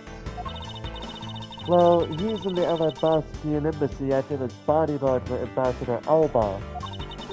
However, he seems to have a different reason for being there. Yatagarasu. So the suspect in the murder that occurred in this office is that little girl I see. Is she perhaps trying to be the Yatagarasu? Kay would never harm a soul, sir! Kay? You remember, do you not? About the case we investigated together 7 years ago? That girl is the daughter of the victim in that case, Mr. Faraday. So she's that feisty little girl. Kay has been on the trail of the Yatagarasu, which is how she ended up here. Looking for the one who took her father's life. I see. Kay's trying so hard, but you know what? The Yatagarasu just keeps on tricking us all. How so? The Yatagarasu sent a card saying, I will be there to steal your dirtiest secret. I think that pretty much explains why, Francisca is there. But all we've had is an arson and a murder. The lab boys are going in circles. You know what this is, sirs? It's a breach of contract and it's going on the rap sheet. If you ask me, I'm perfectly fine with the fact that nothing was stolen tonight. I do wonder though, if the least of you really is the Yatagarasu. Oh, wrong button. Let's see what happens. Yeah! I had a feeling. To steal your dirtiest secret. Is it possible that the dirty secret the Yatagarasu was out to steal is in this very room? Dirty secret? Francisca, you're in pursuit of some dirty, underhanded dealings yourself, are you not? Something tells me that this is no coincidence. In that case, then, the person I'm looking for is here in the Babalese embassy, huh? The head of the smuggling operation. I think I just might need to ask Francisca about her smuggling case in more depth.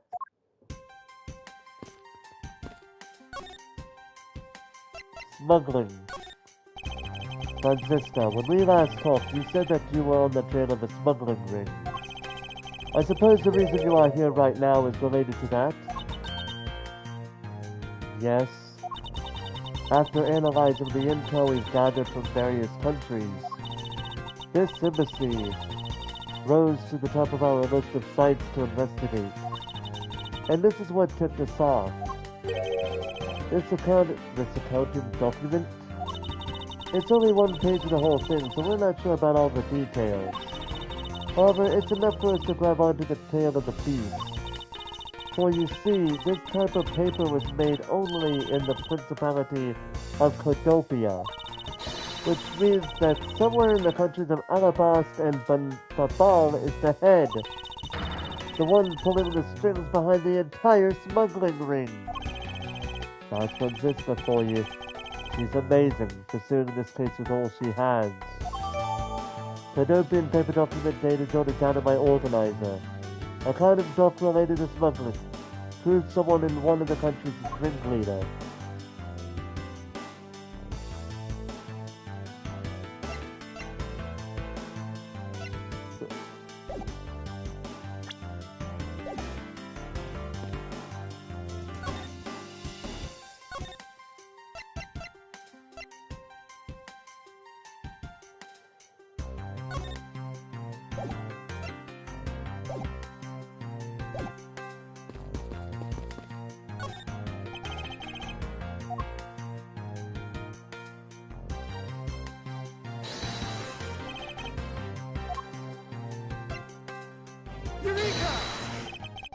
Take a good look at these documents, Franziska. That was so easy. I didn't even have to think twice about it. It says that there are 3 pages in total, and yet there are only 2 here. Correct. Now take a look at the smuggling activity document in your possession. Tell me, is it not possible that your page was taken from this set of 3? Well, it certainly looks that way. By putting our multi-part puzzle together, we seem to have arrived at an answer. And it seems that you have now found what you were looking for. Yes, and with this it has become crystal clear that Mr. Coachman himself was responsible for the mass smuggling of Babali's Ink. Babali's Ink is a special product in the Republic of Babal. However, due to a special reason, only a limited volume is ever exported. Hold it! And that reason is... that's classified. It's on a need-to-know basis, and you don't need to know. In any case, it seems that the head of the smuggling ring was our victim, Mr. Manny Cochin. It's based within an embassy, thus it was hard for both our country and his to interfere, making it the ideal conditions under which to run a smuggling operation. It is so frustrating. I lost the person I was to rain judgment down upon with my whip of justice. Well, even if he is dead, we still have a responsibility to look into his misdeeds. You expect me to whip a dead man? Well, I'm not interested.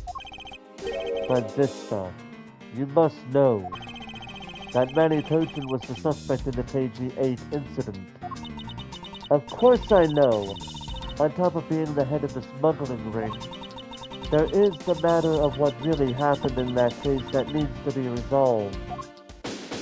Investigation complete.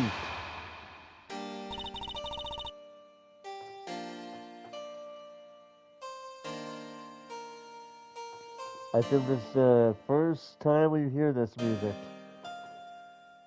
Are you done investigating? You realize now, don't you, that this girl is the only one it could be. Now come along quietly, Yadagarasu, Cave Faraday. You are under arrest for the murder of Manny Cochin. Mr. Edgeworth! Please, you have to believe me. I didn't do it. I chased the fakes out of Arasu in here. And He was already... You have the right to remain silent. Anything you say can and will be used against you. Hold it! I'd like to help you reduce the number of mistaken arrests Interpol makes. What is that supposed to mean? I believe I told you that Kay Faraday is not the culprit of this crime. Very well. I suppose I have no choice. I'll show you just how foolish your claims are.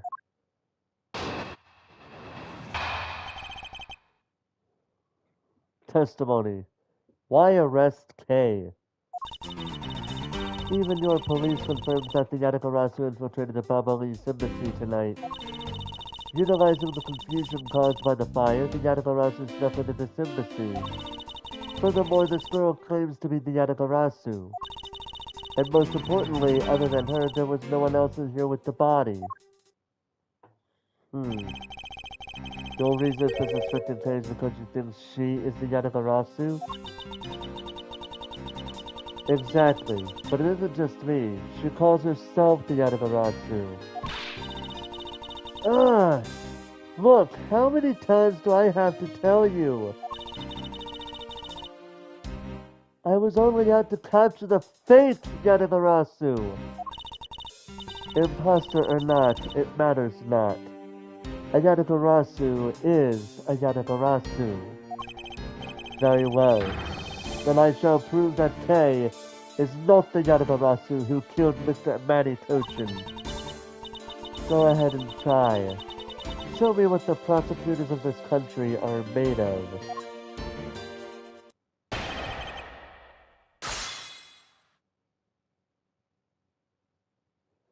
Alright.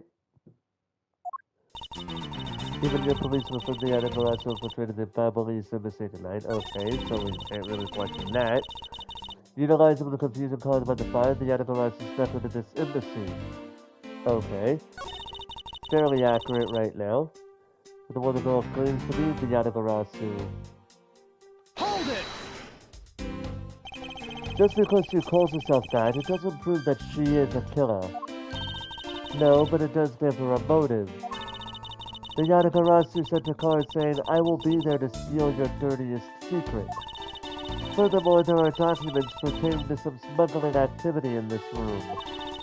She obviously wanted to steal them. So she killed Mr. Cochin for the key. I see. Her logic is very sound. I expected nothing less of Agent Lang's secretary. However, that statement just now didn't sound right. It might just be the opening I need. She wanted to steal documents regarding smuggling, so she killed Mr. Cochin for the key.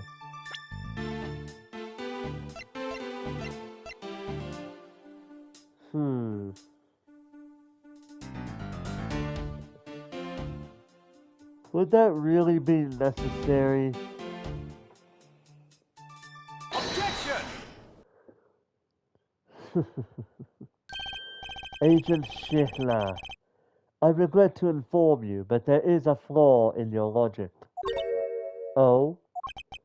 Even if you claim that she is the killer and the Yadagarasu, I am certain that securing the smuggling documents is not the motive behind the murder.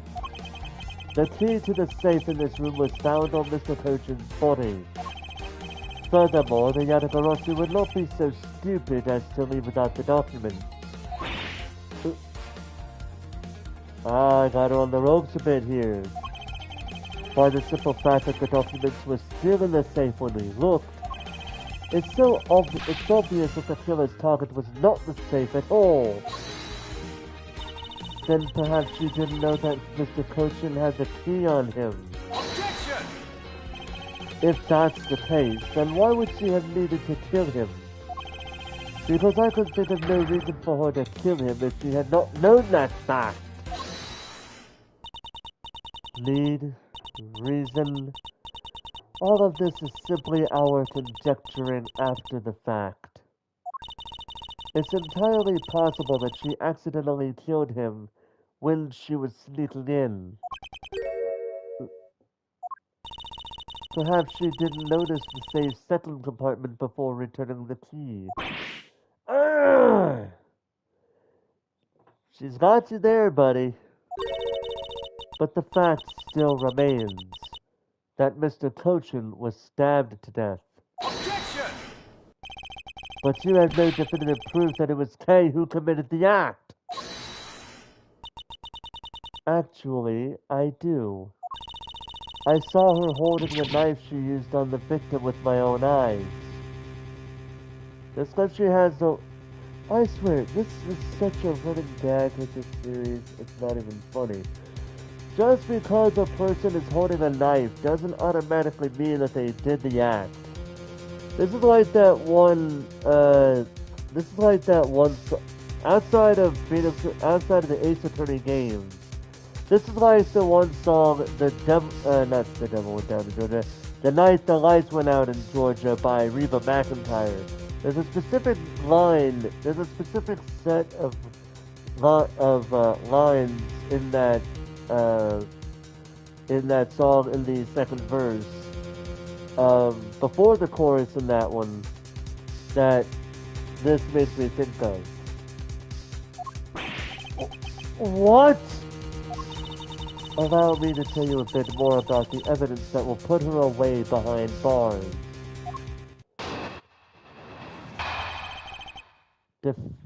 Testimony. Definitive evidence.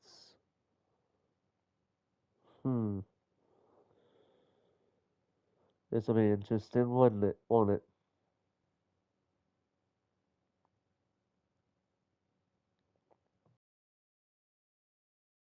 The knife wound on the body is consistent with the blade of the knife.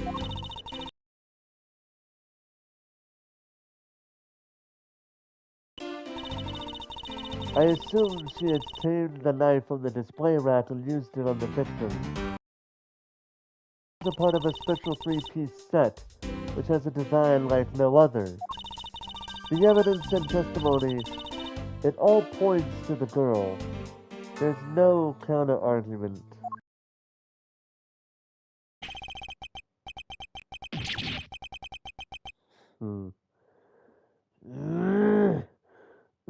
That is your definitive evidence? You see now that she is definitely the killer, right? No! Mr. Edgeworth, you've gotta believe me.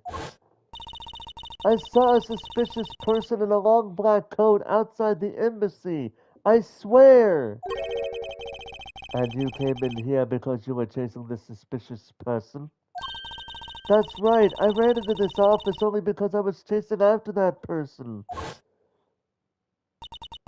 But when I entered the room, it was pitch black. I couldn't see a thing.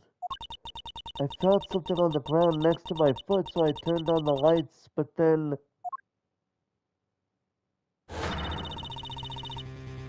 I am not going to try to scream when I got people sleeping. Who's there? This is... I came to this room upon hearing the girl scream. And when I saw her holding the knife, I immediately restrained her. Okay, so... If she was... So, there is a flaw in this logic right here. Trying to say Kay did it. If she did it, why would she scream?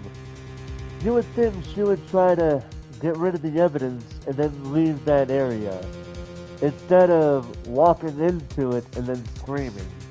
Of course, the counter argument there would be she would try to double back, by where she would put the knife down, where she could quote unquote feel it by her foot, right?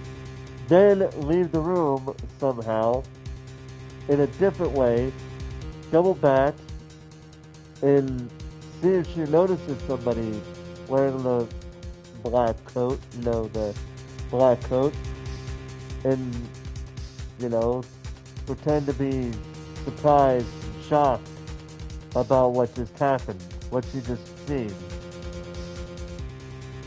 Pretty good counter argument the way I see it, but not really a good one, especially when it happens. People use that logic all the time. Well, trying to use that logic all the time. So the object case thought by our feet on the floor was the murder weapon.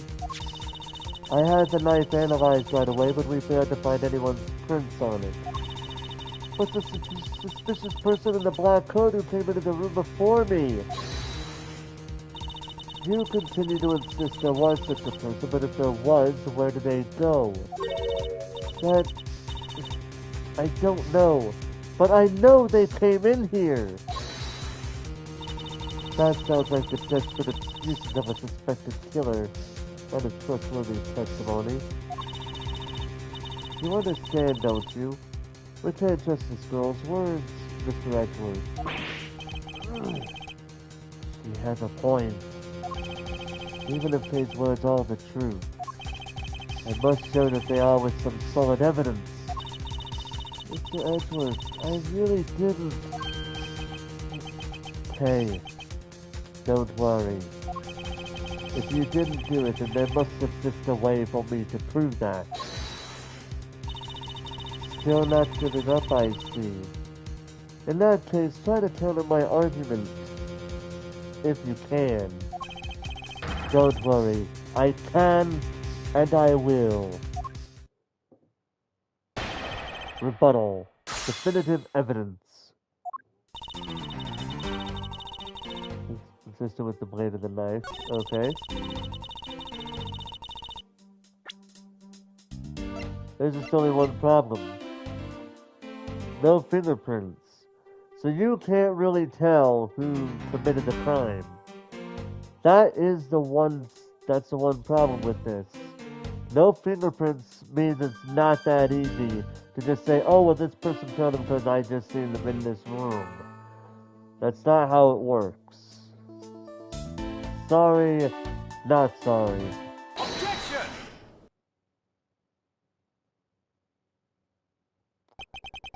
So the murder weapon was the knife with the butterfly design on it.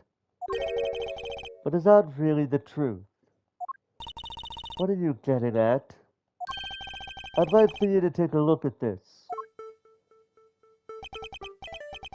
There is a blood on the blade, and yet there's not a speck of blood on the handle. This signifies that at the time of the crime, a different handle was attached to this blade. The knife that Kay was holding had its handle switched and was in fact not the real murder weapon. It wasn't the real murder weapon. The knife can be taken apart. Shall we give it a go? I actually glad I have it on the actual part we need. As you can see, the Ablaze knife has now been disassembled into two parts. The killer must have pulled the murder weapon out of the victim's body, and proceeded to swap the knife's original handle with its butterfly one. It was all to create the illusion that Mr. Cochin was killed with a butterfly-themed knife. Ah! This should clear up any and all suspicions surrounding Kay. Ablaze's knife handle data jotted down in my organizer. Swapped with the real murder weapon's handle. Its blade has yet to be found.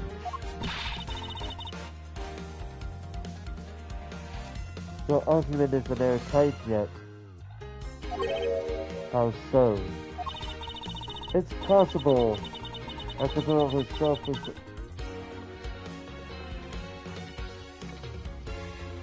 that the girl herself is the one who switched the handles. Hold it! Don't be ridiculous. For what purpose would you do such a thing? I don't care to know how a criminal thinks. The way they view the world is beyond the comprehension of a normal person like myself. Therefore, I wouldn't put anything past them, no matter how odd it may seem. Objection! The truth is right there in front of you, and this knife will show you the way. you will come to see that Kay is not and could not have been Mr. Coach's killer. You wanna know how? The answer is actually pretty simple.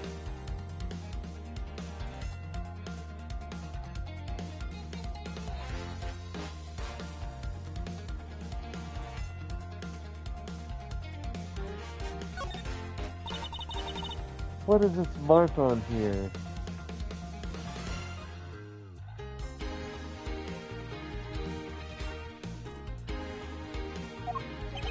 It's the mark of a flower. I assume you know what this means. No, not really.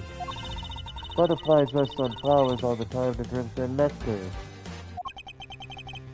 And so they do. However, would this butterfly really drink the nectar of this flower? The answer is clearly not a chance. Now to prove the relationship between the butterfly and the flower with this. Two countries sharing the same border. That's what it's all about, really. Take that! You can't be serious. It appears that you've made the connection. The flower on this plate is designed after a certain country's national symbol. That's right, the Kingdom of Alabast. In other words, this blade is from one of Alabast's ornamental knives. This part of the knife handle has Baba's national symbol of the butterfly on it. Therefore, it is undeniably Babalese in origin. But as we both know, you can't kill someone with just a knife handle. Incidentally, when exactly did the murder occur again, Agent Shihna? After the fire had broken out. That's right. They entered the Babalese embassy after the fire had taken place. Furthermore, she had not been to the Alabastian side of the building before then. On top of that, not a single person passed between the two countries during the fire. Which means that they could not have transported an Alabastian object over here. This makes it impossible for her to be the true killer.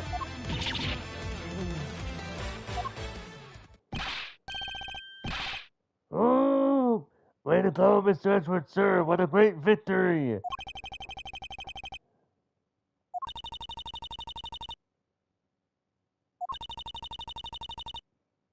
They're basically saying it's not technically over yet. Until they find the real killer, Kay is still technically the suspect here because of the accusations leveled against her. Huh? Hey, why is everyone so quiet? I'm happy we got this far and cleared Kay's name. But what worries me now is what will happen next. Objection! What is the meaning of this? An Alabastian knife here? Do you mean, how did this find its way to the Republic of Babal? It didn't just find its way over. Rather, we should focus on how it was smuggled over. You know what? My brain hurts thinking about it while we're just standing around. This is why you're on the run? Now that's the way a real great thief operates. Hey? Oh, thanks a bunch, Mr. Edwards. For proving me innocent, I mean. You believed in me the whole time, right? Tell me you did. Not really, but... Come on, you don't have to be shy about it. Your argument is still not airtight. Would you care to elaborate? I understand now that the girl didn't commit the murder. However, there is still the possibility that she is the Yadagarasu. That a 10? Look, how many times do I have to explain it to you? I am the real Yadagarasu. I'm not like that fake one that goes around setting fires, okay? Whether you're the real one, the real deal, or a fake, it doesn't really matter. All I have to say is this. I have my suspicions that this girl is the one who started the fire. Objection! Oh, preposterous! On what grounds do you suspect her of such a thing? The fact that she calls herself the Yadagarasu? That in itself is the most relevant proof. Miss Shirla. Yes? I have no intention of taking back any of what I've said. Hmm? I am the great thief Yadagarasu, and I refuse to allow some impostor to claim that name as their own. The path of justice that my father pointed me towards, I will walk it the best I can. It's not good to be so stubborn. I hope you can understand that. Thanks a lot for the concern, Miss Shihla. Let me share something with you too as a token of my appreciation. Those sunglasses totally do nothing for you, so I'll steal them from you next time, okay? Okay, they wouldn't do anything for you either. What? Well, I guess we'd better get going. Going? To where? To the kingdom of Alibast. If we don't go, we won't know for sure, right? I suppose not. We won't get anywhere simply by standing here thinking. To see where the Alabastian knife came from, we'll have to pay the Alabastian embassy a visit. Did she just accidentally whip this dead man's leg? Let's go, Miles Edgeworth. As you are my subordinate, I will not tolerate you bringing the investigation to a halt. Understood.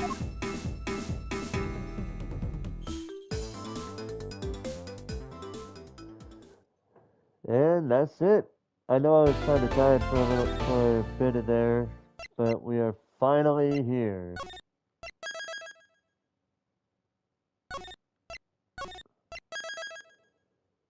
So, with that being said, thank you guys so much for watching this episode of Ace Attorney Investigations Collection.